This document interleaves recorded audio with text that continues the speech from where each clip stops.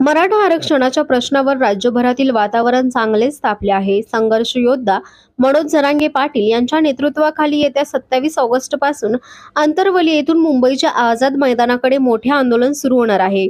या आंदोलनासाठी महाराष्ट्रातील सर्वच जिल्ह्यातून मराठा समाज मोठ्या संख्येने मुंबईकडे प्रस्थान करणार आहेत. या पार्श्वभूमीवर आज दिनांक 22 ऑगस्ट रोजी दुपारी 12 वाजता कोपरगाव तालुक्यातील समृद्धी महामार्गावरील टोल नाक्यावर सकल मराठा समाजाच्या वतीने निवेदन सादर करण्यात आले. या निवेदनात स्पष्ट करण्यात आले आहे की आंदोलनात सहभागी होण्यासाठी हजारो वाहनांचा ताफा मुंबईकडे रवाना होणार असल्याने महामार्गावर प्रचंड वाहतूक कोंडी निर्माण होण्याची शक्यता आहे. त्यामुळे सामान्य नागरिकांना होणारा त्रास टाळण्यासाठी आणि आंदोलनासाठी जाणाऱ्या बांधवांच्या वाहनांना टोल माफी द्यावी अशी मागणी MSRDC व NHAI अधिकाऱ्यांकडे करण्यात आली आहे.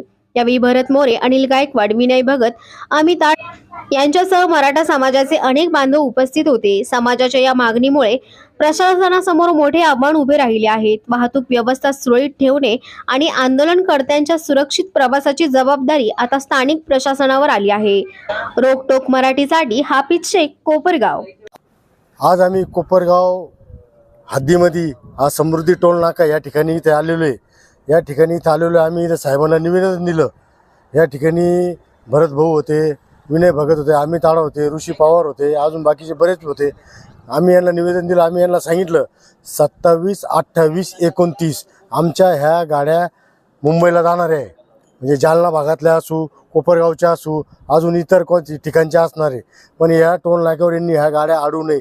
जर का कधी ह्या ठिकाणावर ह्या गाड्या जर अडवण्यात आल्या, उद्या जर काही कमी जास्त झालं, याला आम्ही जबाबदार राहणार नाही असं आम्ही साहेबाला स्पष्ट सांगितलं या ठिकाणी. आता भरत भाऊ तुम्हाला या विषयावर असंच बोलतील. या महाराष्ट्राचा आराध्य दैवत छत्रपती शिवाजी महाराज हा महाराष्ट्र उभा करताना 18 पगड जाती 12 बलुतेदार यांना सोबत घेऊन हा महाराष्ट्र छत्रपतींनी उभा केला. अर्थातच या मराठा समाजासाठी मनोजदादा जरांगे पाटील आरक्षणाची मागणी गेल्या बऱ्याच वर्षापासून करतायत. अनेक शासन दरबारी अनेक वेळा आंदोलनं झालीत, उपोषणं झालीत. जरांगे पाटलांनी पाण्याचा सुद्धा त्याग केला. जेवण तर खूप लांब राहिलं, पण आरक्षण मिळत नाहीये. दरवेळेस प्रत्येक येणारा मुख्यमंत्री तोंडाला पानं पुसतोय.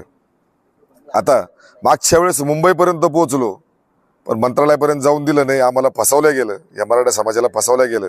त्यामुळे संपूर्ण महाराष्ट्र आम्हाला सोबत असणारे आमचे सगळे समाजाचे सगळे तरुण असतील, सगळे समाजातील माणसं असतील, सगळे या गोष्टीवर नाराज झालेत का मराठा समाजाला फसवलं गेलं. जो समाज सगळ्यांना सोबत घेऊन चालतो, खऱ्या अर्थानं आरक्षणाची मागणी करणारे क्रांतीसूर्य मनोजदादा जरांगे पाटील आता येत्या 29 तारखेला 29 ऑगस्ट 2025 मुंबईमध्ये धडकणार आहे.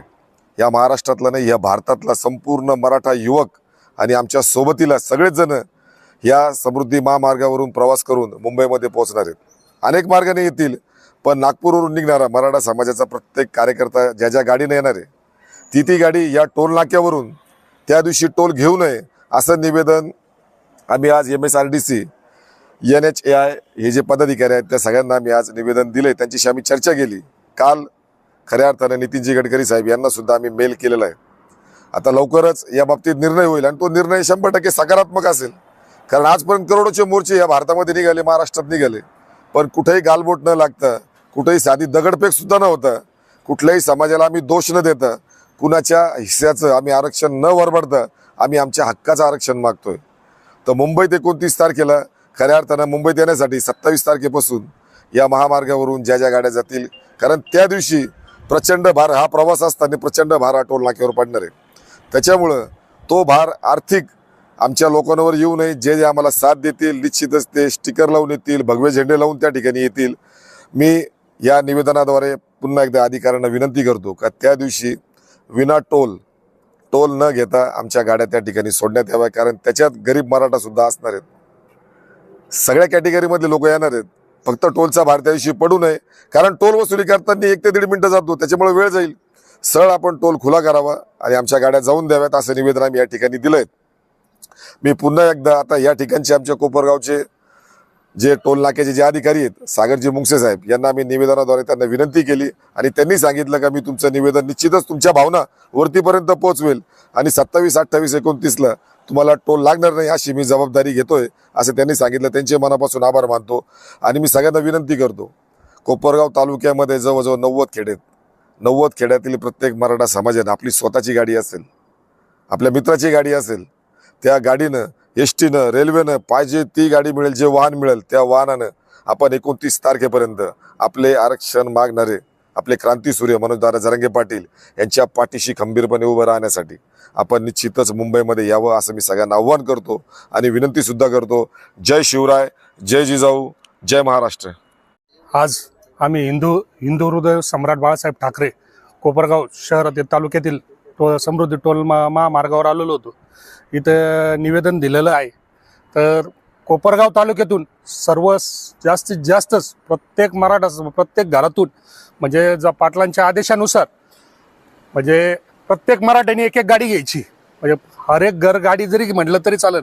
तसं आपण हर एक घर तिरंगा केला होता, तसं आता मुंबईला जाताना हर एक घर गाडी या पद्धतीने आपण मुंबईला जायचंय. आणि ह्यावेळेचा गणपती कोणी काही कारण सांगू नका, गणपती रोजच येणार आहे, दरवर्षी येणार आहे. आता जर नाही तर परत कधीच नाही. तर आपला गणपती हा आहे ना, आपल्याला आझाद मैदानावरच बसवायचा आहे. आणि गणपतीचं विसर्जन आहे ना आपण समुद्रातच करायचंय मुंबईच्या. यावेळेला आपण गोदावरी नदीत न करता आपण समुद्रात विसर्जन करू. त्याच्याकरता कोपरगाव शहर व तालुक्यातील अहिल्यानगर जिल्ह्यातून सर्व मराठा सेवकांना आवाहन करण्यात येतंय की जास्तीत जास्त लाखोच्या संख्येने आपण येणार आहे. पण जास्तीत जास्त म्हणजे खाण्याचं साधन वगैरे सगळ्या गोळ्या औषधं सगळ्यांनी जास्तीत जास्त संख्येने सोबत घेऊन आझाद मैदाना इथे यायचंय. त्यासाठी आम्ही सर्वांनी म्हणजे प्रत्येक ठिकाणी टोल नाक्यावर निवेदन दिलेलं आहे. तर याची आम्ही काळजी घेतोय. सर्वांना विनंती आहे, मराठा शांतताप्रिय आहे. आजपर्यंत ग्रीनिच वर्ल्ड बुक रेकॉर्डमध्ये इतिहासामध्ये सगळे जे इतिहासात नोंद आहे ही मराठ्यांचीच आहे. आणि हा जो बी मोर्चा होणार आहे किंवा आंदोलन होणार आहे याची सुद्धा नोंद ही ग्रीनिच बुकमध्ये राहणारच आहे. आणि इतिहासात मराठ्यांचे जे कारनामे हे गौरवपूर्णच झालेले आहे आणि याचं पण नोंद ही गौरवपूर्णच होणार आहे.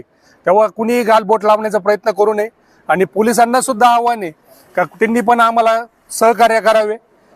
जे सरकार सांगते त्यांच्या म्हणण्यानुसार सर्व बांधव आपण 18 गावगाड्यामध्ये आपण सगळे एकच आहे. सरकारचं काम करतंय, आपण आपलं काम करतोय, हे एवढं लक्षात घ्यावे.